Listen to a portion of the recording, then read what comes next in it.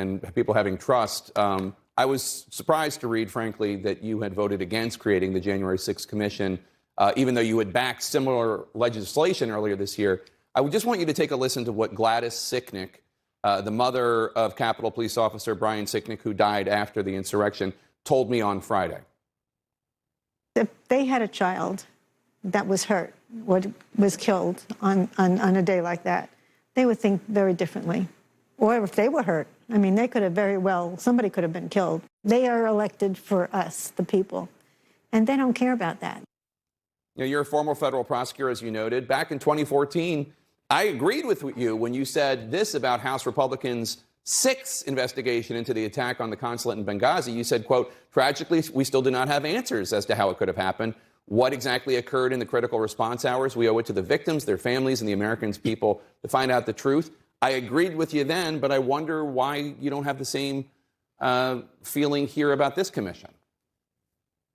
Well, look, it was a dark day in American history. As you know, I voted for certification as my constitutional duty once Absolutely. the states certified the ballots.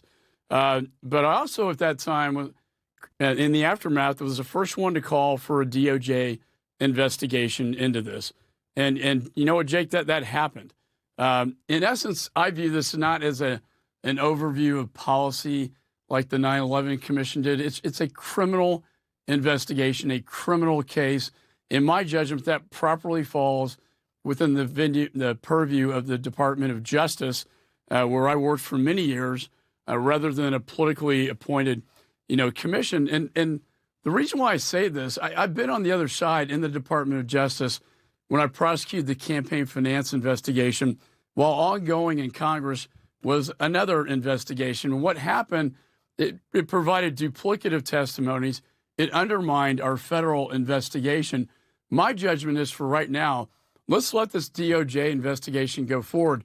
They've arrested over 400 people now responsible. I want those responsible to be held accountable and put behind bars. And I want all the answers as to what happened on January 6th, and then report it to Congress. I think Congress should have a full report of this DOJ investigation that I don't believe will be tainted by politics, whereas some other methods could be.